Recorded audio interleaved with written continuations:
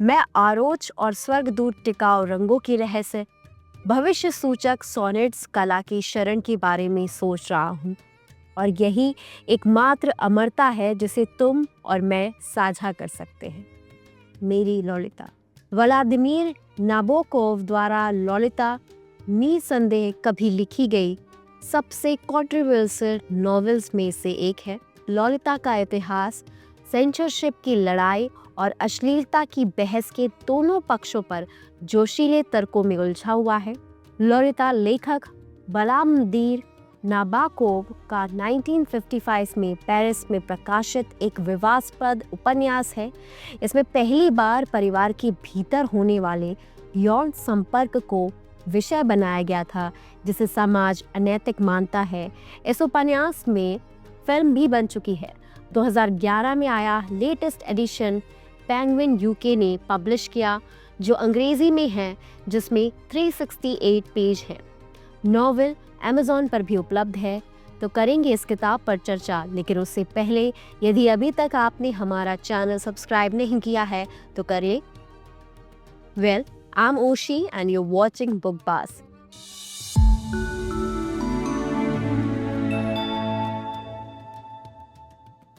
Madam Bovary में दर्शाए गए व्यभिचार के मुद्दों के विपरीत समाज ललिता के केंद्रीय चरित्र हम्बर्ट द्वारा प्रस्तुत कार्यों और तर्कों की नैतिक स्वीकृति के लिए विकसित नहीं हुआ है। इस किताब पर हर व्यक्ति ने अच्छा बुरा खूब बोला है, लेकिन मेरा मानना है कि ये अब तक की लिखी गई सबसे महत्वपूर्ण और सौंदर्य की दृष्टि से सुंदर पुस्तकों में से एक है। कुछ लोग कहते हैं कि ये बुक पीडोफाइल द्वारा लिखी गई पुस्तक है और ये पीडोफाइलिया के रोमांटिक दृष्टिकोण को प्रस्तुत करती है, और ऐसा बिल्कुल नहीं है। और ये धारणाएं केवल इस हद तक पुष्ट करती है कि ललिता और उपन्यास लिखने में नाबोकोव के इरादे को व्यापक रूप से गलत समझा गया है। पहले आपको बता दें, इस नॉवल में 5 की लेसन का क्या मतलब है। The destructive power of obsession, the complexity of human nature, the impact of trauma. The novel explores the lasting impact of trauma, particularly on Lolita, who experiences manipulation and abuse at the hands of Humbert. The power of language and narrative. Nabokov's masterful use of language and narrative structure in Lolita highlights the way in which storytelling can shape our understanding of events and characters. The illusion of control. Throughout, Lolita characters grapple with the illusion of control over their lives and desires. These lessons from Lolita offered thought-provoking insight into human nature, relationship, and the consequence of our action.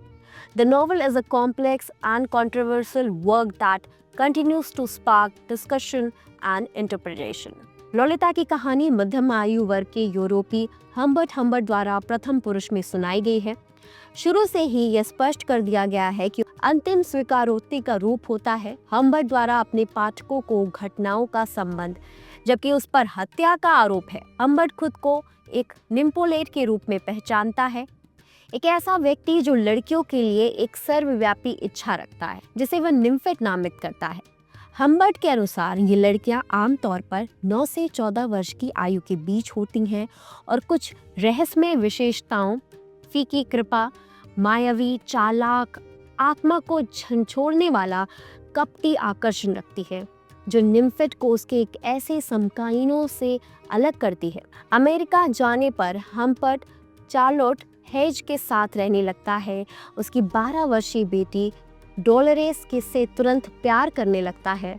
Charlotte के समय पर मृत्यु के बाद Humbert Dolores के साथ बिना किसी गंतव्य के सड़क यात्रा पर निकल जाता है।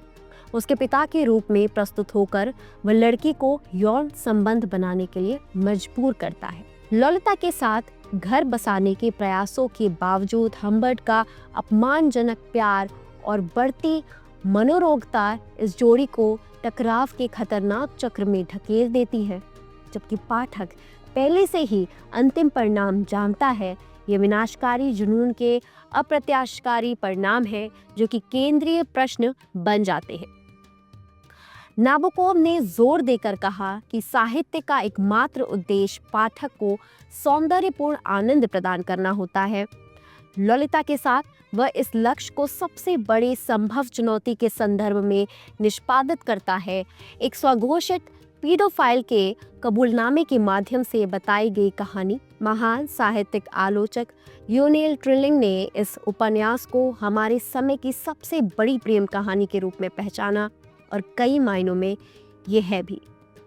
ललिता मेरे जीवन की रोशनी, मेरी कमर की आग, मेरे पाप, मेरी आत्मा।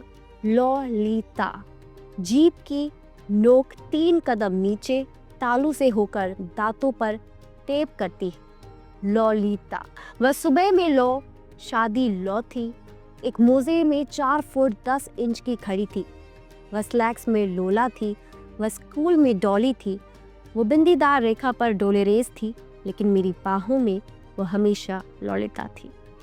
क्या उसका कोई पूर्ववर्ती था? वास्तव में था।